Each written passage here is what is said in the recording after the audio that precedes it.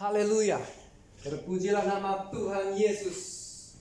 Biarlah segala yang bernafas memuji, menyembah, bersorak-sorai karena nama Dia. Amin, saudaraku yang terkasih di dalam Yesus.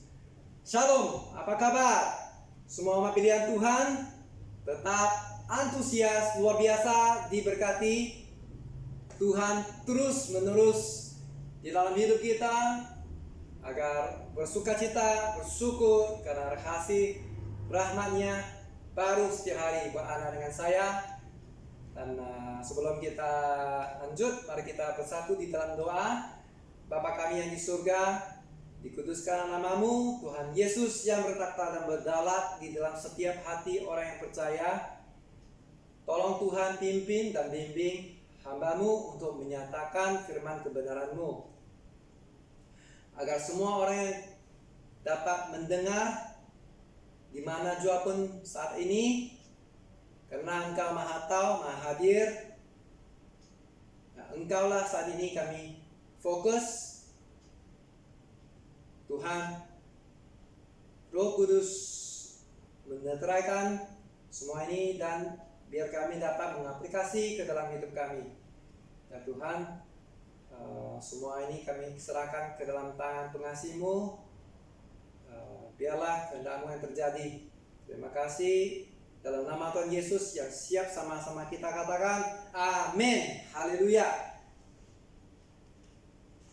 Hari ini sesiapa yang di sini terdapat barangan yang hilang, tetapi akhirnya temukan kembali. Ya mungkin dalam seminggu ini bisa terjadi, atau minggu selepas 1 bulan sudah hilang, ataupun sudah 3 bulan, sekian lama.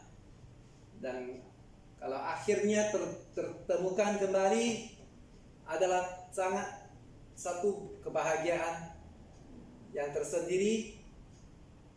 Tidak bisa kita ungkapkannya, harus kita ceritakan kekarahan kita. Kita mau berpesta ya.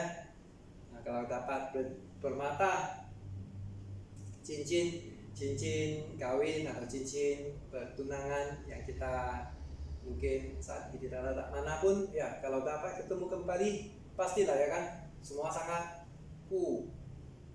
sekali. Dan terlebih lagi jika ada orang di antara kita, mungkin keluarga kita, saudara kita yang hilang karena kemungkinan kesalahan ataupun dosanya ya. Tetapi apabila dia kembali dengan pertobatan yang luar biasa, percayalah bahwa ia itu menyesali akan setiap perbuatan salahnya dan untuk memutuskan untuk berubah, maka itu adalah sikap dan tindakan yang lebih baik. Ini merupakan berita baik untuk keluarga itu dan juga sanak saudaranya. Nah, ini adalah ilustrasi yang akan kita pelajari tentang perumpamaan tentang anak yang hilang. Ini adalah tema kita, gereja untuk tahun ke depan, breakthrough, break forth, terobosan menuju kemajuan. Artinya kita lihat gambar ada di sebelah, apabila pokok bunga yang sudah berupaya dengan segala rintangan ditumbuh dari hambatan itu tembus ya, makanya saat ini juga dia akan membesar ketika ada air dengan matahari yang menjadi proses fotosintesis. Yakin dia akan membesar. Inilah ada yang perlu kita ada selama firman Tuhan di dalam hidup kita, agar semua kita bisa terobos dalam hidup kita masing-masing dan tidak bisa menyimpang ke kiri ke kanan. Apabila kita meletakkan dasar Kristus di dalam hidup kita, yang benih yang tertanam di dalam tanah yang subur ya, yaitu di dalam setiap hati kita, makanya dia akan semakin terbentuk, semakin bertumbuh.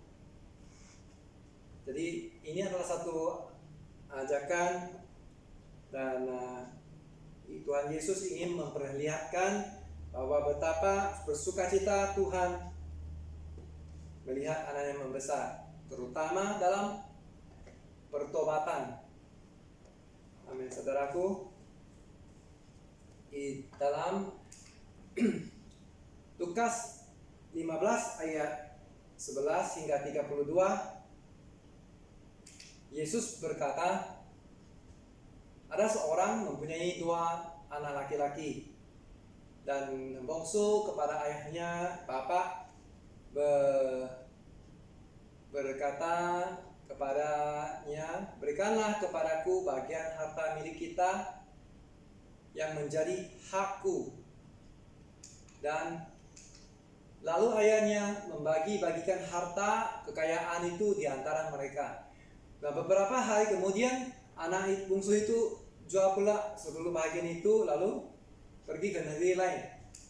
Dan setelah dihabiskan semuanya, ya kita tahu di situ juga timbullah ya musim kelaparan, bencana yang begitu dahsyat, dan mulai melarat.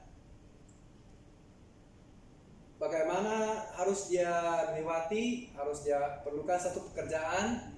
Dia cari seorang majikan di negeri itu, dan orang itu menyuruhnya ke ladang untuk menjaga babinya. Ya, coba kita bayangkan pada waktu itu kita seorang anak yang bapaknya begitu berkelimpahan harta makanannya, dan ada begitu ramai sekali pekerjaannya, hambanya begitu luar biasa. Tapi saat ini saya, anak bungsunya, harus menderita karena sifat saya sebelum ini saya sudah melakukan, dan tanpa sadari saya juga perlu sampai ke tempat peliharaan babi. Ya, itu adalah derajat paling rendah buat orang Yahudi, karena hamba masih ada tempat untuk orang tinggal, ya, hamba sebagai hamba, tapi dia kurang dari hamba. Makanya dikatakan sangat tersiksa, ataupun sangat tertekannya ketika itu, sangat menjijik. Dan di situ juga dia dikatakan kalau dia bekerja, yakin juga upahnya tak banyak, dan harus dia makan harus kenyang, makanya harus pergi ke tempat di mana tempat jagaan babinya, ada makanannya, dia mengisi kekenyangan di situ. Ya, coba bayangkan ketika apa yang dialami sebelum ini dan selepas ini, yang dia sudah memilih keluar daripada keluarganya. Di ayat ke-17 dikatakan lalu dia menyadari keadaannya. Itu adalah ketika dia sudah macam hidup di dunia nyata. Ketika orang yang Kristen bermula, itu adalah bisa juga lihat keadaan dunia nyata sebagaimana. Tadi itu di ayat ke seterusnya dia memikiri dia akan bangkit dan pergi ke tempat bapakku, dan berkata kepadanya, Bapak, aku telah berbuat dosa terhadap surga dan terhadap Bapak. Ya, ini confession dari dia, ya, pengakuan dari dia luar biasa, karena sebelum ini dia begitu angkuh, kurang ajar, karena bapaknya belum meninggal. Dia sudah suruh bapaknya memberikan semuanya kepada dia, hak dia. Menurut hukum itu adalah anak durhaka, ya. Tapi tetap juga bapak dia sangat mengasihi dia dan sudah berikan bagian dia.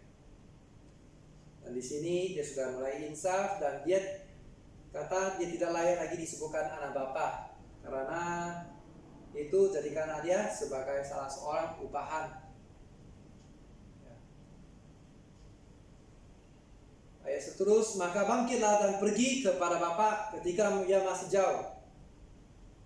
Ayahnya telah melihatnya. Ya, lalu tergeraklah hatinya dan oleh belas kasihan. Ya, bangkitlah dan ia pergi. Karena dia sudah terlihat oleh bapaknya. Ya, mungkin terdengar soal dia datang ke kampung, semuanya sudah menjerit-jerit, ini si Ucok sudah sampai ya, sudah kembali kepada Bapak ini, beritahu Tuhan ya, beritahu kepada bapaknya. Ya, makanya semuanya sudah boleh dikatakan lebih cepat sampai kepada telinga bapak, dan bapak itu dia dengan cepat lari pergi mendapatkan, lalu merangkul dan menciumnya. Yang kata anak itu kepada bapaknya, seperti yang kata tadi, dia tidak layak untuk disebut anak bapak, karena dia sudah berdosa kepada surga dan bapak dia. Dan melihat keadaan seperti itu ya, siapapun ketika kita lihat dia sudah kesal atas perbuatannya dengan penuh insaf, makanya itu adalah suatu journey yang baru ya, harapan yang baru dari bapaknya.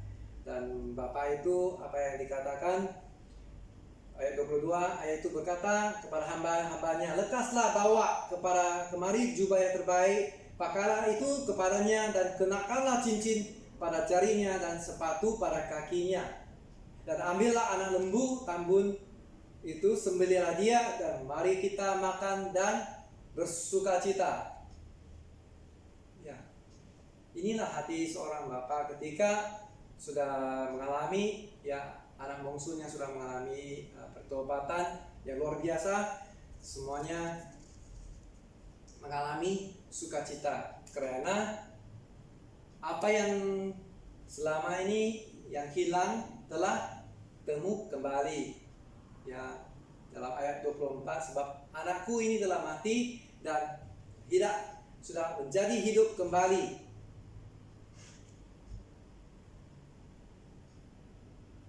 Ya, dalam cerita perumpamaan ini yang sangat menonjol adalah bapak, anak bungsu dengan anak sulung yang masing-masing mewakili anak bungsu mewakili orang yang berdosa, yang boros, yang anak sulungnya adalah orang yang merasakan sendiri benar, ya seperti Farisi, ya memandangkan dia sudah kembali, ya kakak dia dari ladang dengan bunyi yang meriah, seruling, tari nyanyian, maka dia akan terus pergi kepada hamba bertanya apa yang terjadi. Maka saat dia terdengar ada dia kembali, dia tidak merasakan sukacita, tetapi sebaliknya iri hati yang ada. Dia memikirkan selama ini dia bersama dengan bapak, dan bapak suruh buat apa dia mengerjakan saja, ya taat saja, dia tidak ada kata yang lain. Kalau pergi ke ladang, terus pergi ke ladang, dan terus menanam, ya menanam itu aja, dan tidak ada perkara yang melawan. Dan ketika inilah dia merasakan apa anak adik dia datang dikasihi cincin lagi pada jarinya, sepatu, dan juga jubah yang terbagus untuknya, sembelih buat pestanya. Dan jadi lihat dia tidak pernah mengalami seperti itu. Apakah dia tidak harus taat? Ya, ketika yang dimasukkan oleh bapak dia untuk melakukan seperti ini adalah karena dia melihat akan kesungguhan anak bungsu itu sudah kembali, malah dia menendahkan diri. Ya, dia tidak layak, dia katakan tidak layak menjadi bapak karena bahagian dia sudah ambil hartanya. Tak mungkin dia datang lagi ambil ya. Jadi anak sulung itu pun merasakan tidak puas hati, berkata kepada bapak dia, dan bapak dia berkata,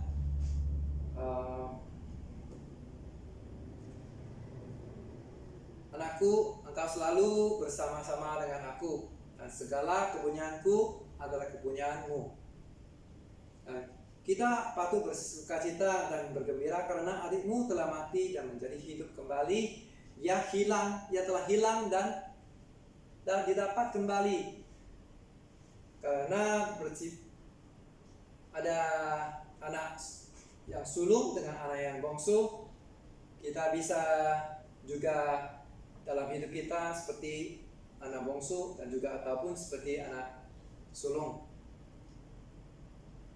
Kalau kita seperti anak sulung, itu adalah pertobatan sejati yang dialami, dan bukan karena anak sulungnya benar, karena dia tidak ada peluang kesempatan untuk melakukan dosa, makanya dilihat dia adalah orang yang benar.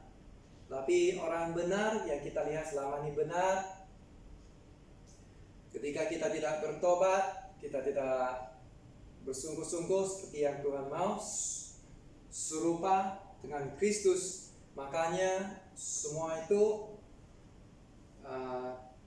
Tuhan tidak berkata sukacita. Bersukacita karena pertobatan yang sungguh-sungguh. Ya, dalam hal anak sulung, dia telah melihat hal yang duniawi, dia tidak melihat kepada rohani. Karena adiknya sudah datang ya, harus gembira, karena excited karena adiknya selama ini hilang dari itu. Dia main dari kecil sampai besar, ya gitu, ya supaya dia ada teman lagi kan. Akan tetapi dia pikiran sebaliknya seperti orang duniawi ya, orang Farisi menyatakan semuanya benar. Ya. Dalam hal ini, dampak dari perbuatan dosa, semua yang harta miliknya untuk anak bungsu mencerminkan kehidupan manusia yang jatuh dalam dosa.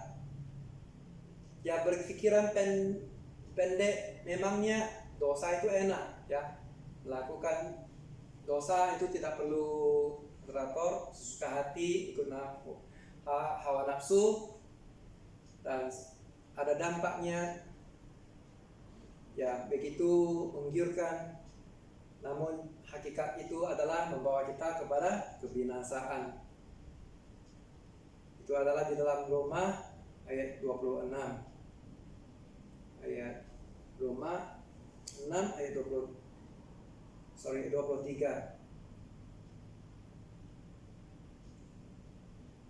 Di situ kita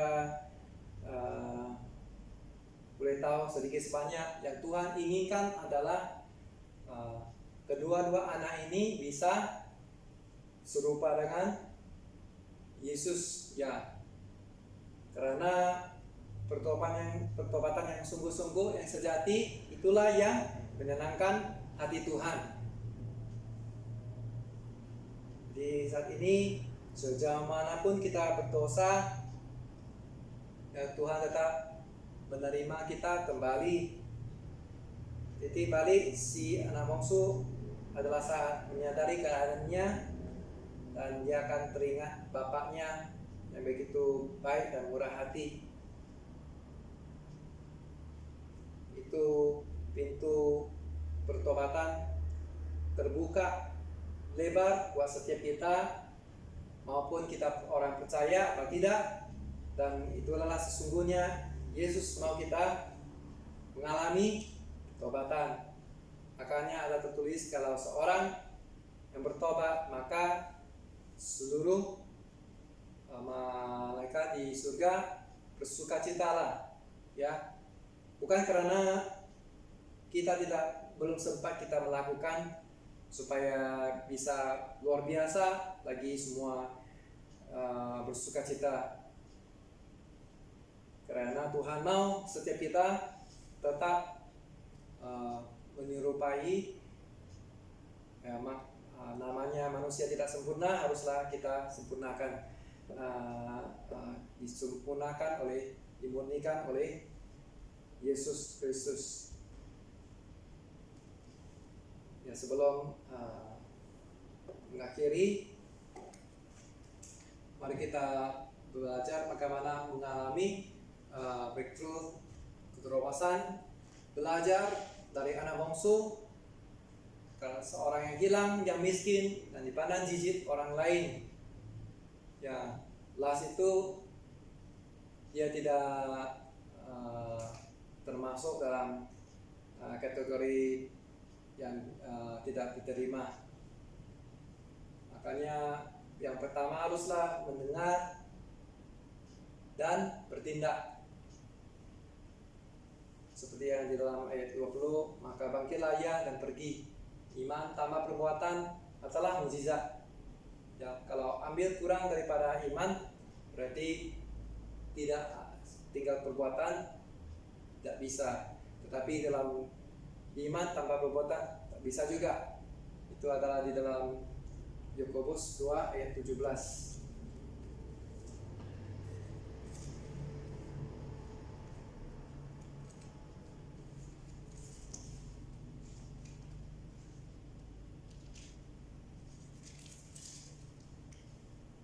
Beginilah firman Tuhan, demikian juga halnya dengan iman. Jika iman itu tidak disertai perbuatan, maka iman itu pada hakikatnya adalah mati.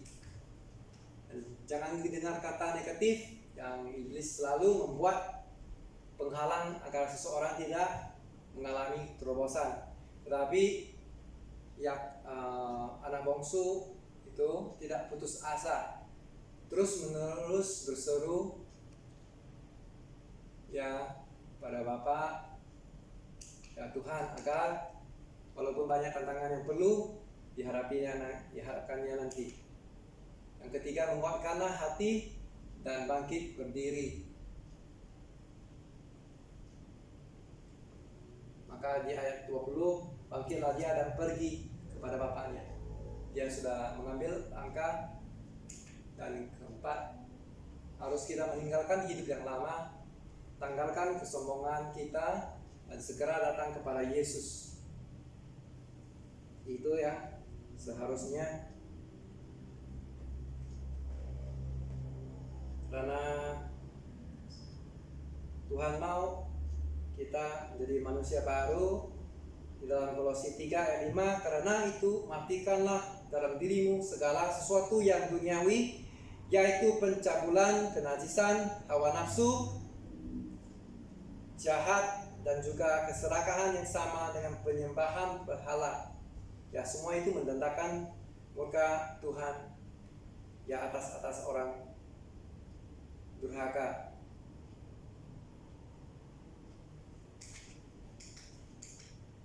So, di sini boleh kita mengajak agar setiap kita berpegang kokoh terus kepada Yesus, dan juga hidup meninggalkan yang lama, tanggalkan segala yang bukan berasal dari Tuhan, yang negatif, sombongan, keangkuhan,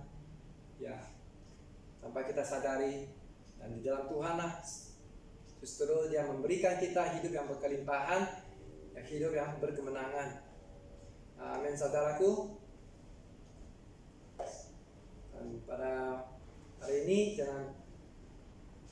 mari kita, saudaraku, sediakan perjamuan kudus yang buat setiap minggu yang pertama setiap bulan, agar kita akan terus mengingati pengorbanan Tuhan buat anak dengan saya.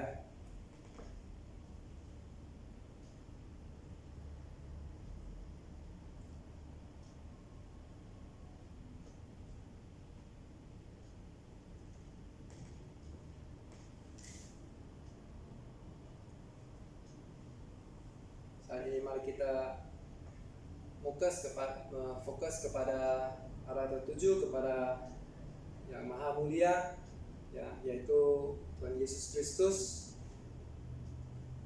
di mana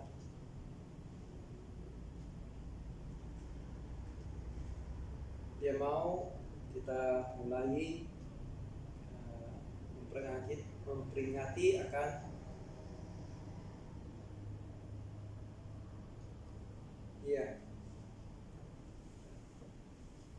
mari kita mengangkat kedua roti di atas kepala kita, berlambang hormat kepada firman kudus, daging yang dipecah-pecahkan buat Anda dan saya.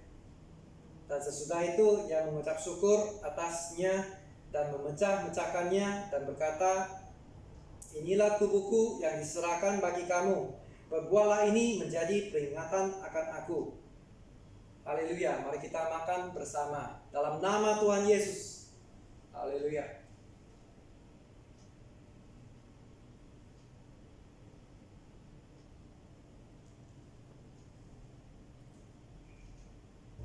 Mari tangan kita mengangkat cawan di kepala kita. Demikian juga ia mengambil cawan sesudah makan, lalu ia berkata, cawan ini adalah perjanjian baru yang dimeteraikan oleh darahku. Berbuatlah ini setiap kali kamu meminumnya, menjadi peringatan akan aku. Mari sama-sama kita minum hanya di dalam nama Tuhan Yesus. Haleluya.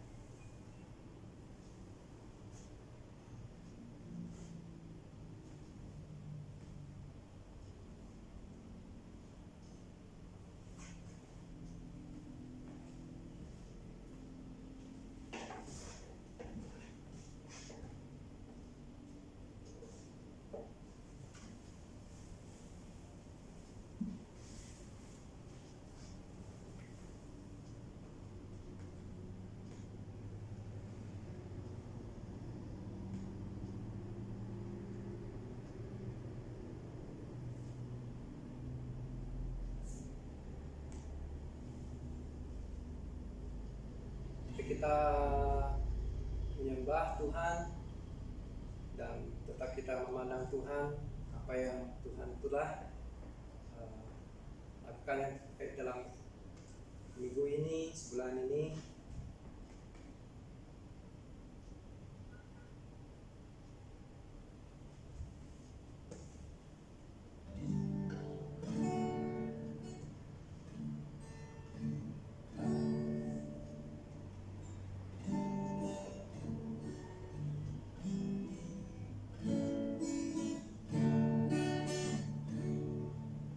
Ajarku berdiam dekat di hatimu di saat ku berpaling, temukan cintamu. Sana kau menanti, ku bawa lagi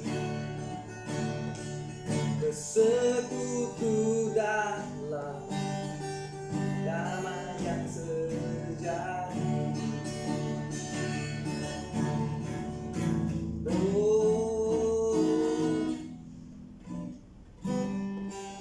Ku dambah hadirmu.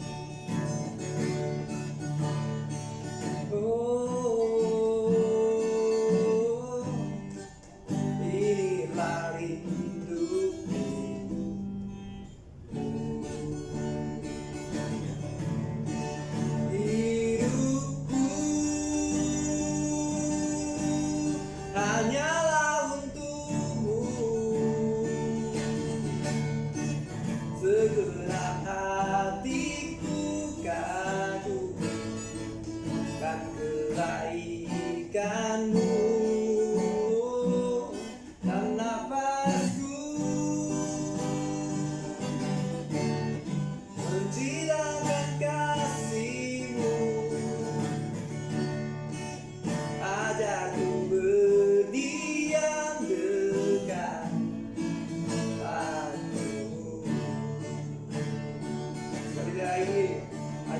berdiam, ajarku berdiam dekat di hatimu. Di saat ku berpaling, temukan cintamu. Oh, di sana kau menanti, ku bawamu lagi ke sekutu dalam damai yang sejati. Oh, ku dapat hadirmu. Oh,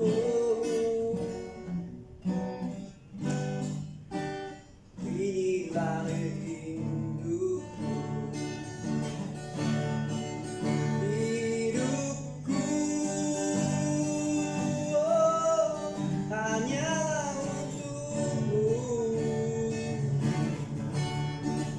Segenap hatiku kagumkan kebaikanmu. Napasku menceritakan kasihmu, ajarku berdiam dekat di hatimu. Oh, ajarku berdiam dekat hatiku. Ajarku berdiam dekat hatimu.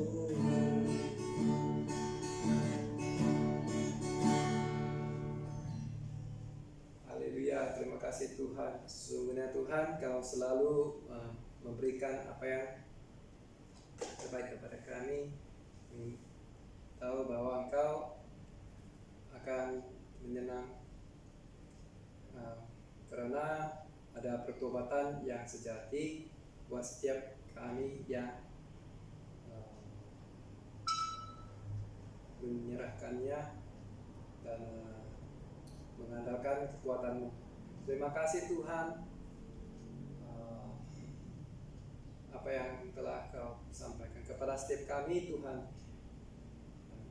agar kami setiap menjadi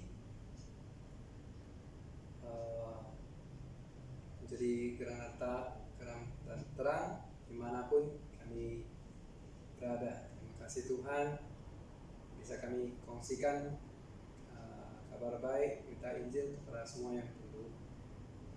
Haleluya, kami serahkan semua ini ke dalam tangan pengasih-Mu.